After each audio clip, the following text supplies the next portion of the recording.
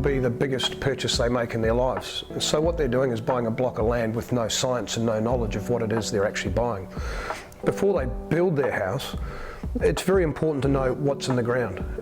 Currently, there are a lot of people saying, we can't tell you what's going to happen until we start digging a hole in the ground to build your house. And that's where variations come into the market. And it's a bad way to start a building process. What happens with an ideal foundations site investigation is we go out for a very inexpensive cost. We go out and we test scientifically what's in the ground.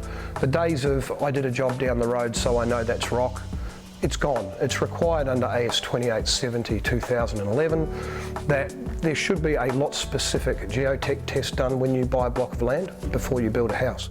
So really the process for us is sending an investigator out, collecting all the research, coming back in and enhancing with that lab a result and a scientific result to understand the reactivity of your soil. Once the report's completed, that's generally passed on to an engineer to do a design of the foundations of the home. He will consider a range of things in relation to the design. Firstly, the type of home that's being built, and secondly, the reactivity of the ground. And then from that, he will clearly review the density and the parameters of the soil, and then will identify a product that would suffice that design. In our case, we'd love to have a screw pier designed, and that's happening more and more in the market. That the traditional way of piering was concrete piers. It's still a very unscientific process. It's measured by colour and feel, but when you go to screw piers, it's a scientific approach.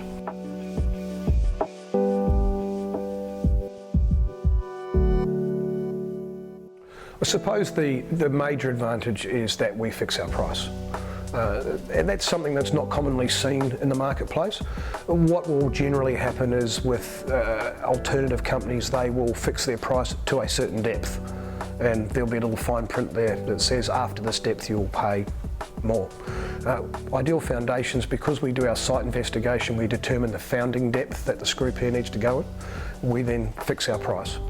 The other issues are there's no spoil removal of the screw pier. With a concrete pier, it's quite a messy situation where you're digging holes in the ground, you're loading it in a truck, and you're basically paying someone to take your rubbish away from site, which is a cost you don't incur with a screw pier.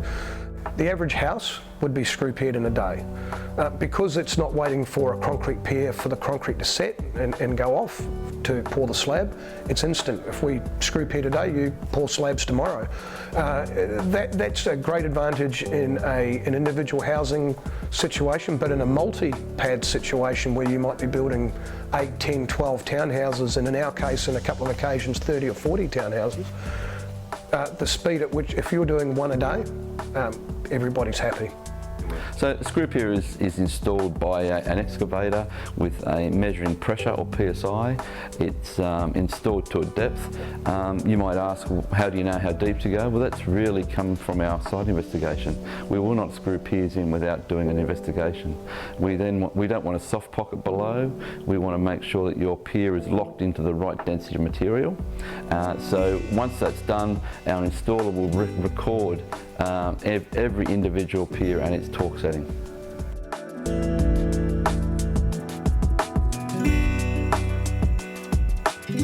The easiest way for you to fix your costs is get Ideal Foundations to do a geotech report.